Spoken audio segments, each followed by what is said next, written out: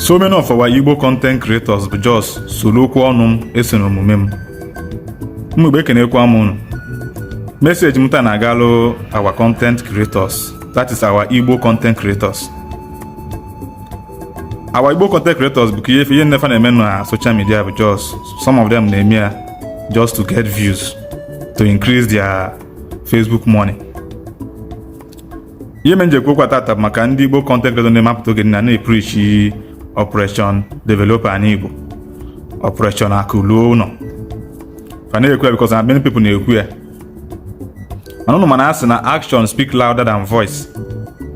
Ọ bụ na echema mmadụ dị serious n'ihe ọ na-eme, n'ihe ọ na-ekwu, check ya action of the person. O nwere nwanne anyị nwoke na-akpọ Mamauka post to 2 days ago unu ugolo ọfụ. First of all, I should congratulate you with your first because mmadụ go na adịrị easy. Congratulations Mamauka on your new house. Mana o nwere something nchọ ka njọ tata. Kedu ife mere na most of our content creators na-eme after na preach akuruo ụnọ.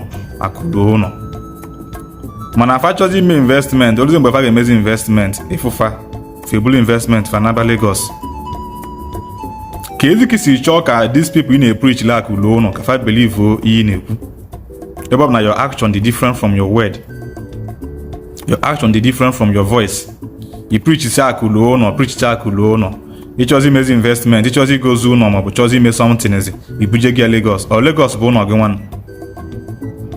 Lagos ahụ ebe a bụ ụnọ gị, ebe a ka isi bịa, ebe a bụ nchọrọ ịjụ.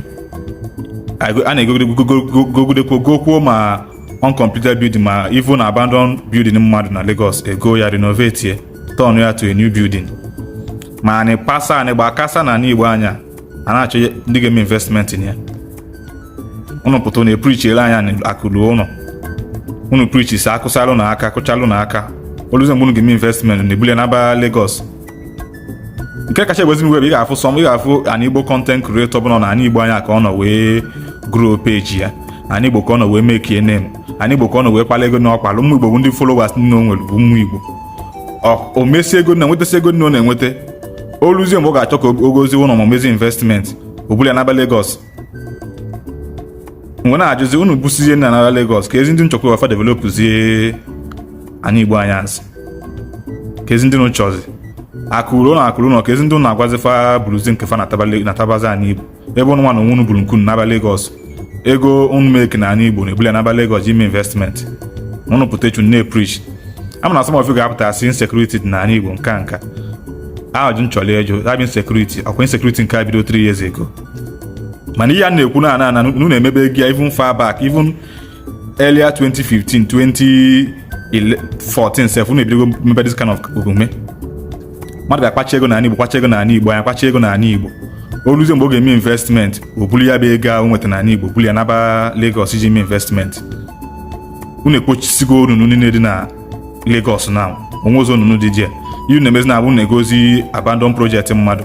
Iwu na-egozi na abụ unu pụtụ nego ụnọ ochie mmadụ, ụnọ megolo abandon, unu goluzie ya. Unu ewela akụ mezie ya renovating. Kemgbe unu ga-ebido mebe ihe a unu na-ekwu n'ọnụ n'action. Kemgbe unu ga-ebido mebe ka na-afịa na aka mara yes na ihe a na-ekwu n'ọkwa na eziokwu ka ọ bụ. Ka eki chọka people, how are we trying to encourage people? How are we trying to encourage people? If you sponsor somebody a sponsor ya na an Igbo ko mebe ọfụma na an Igbo. Mmadụ ga-apụta na an Igbo na wote mmadụ na sponsor the person akpọba ego na an Igbo.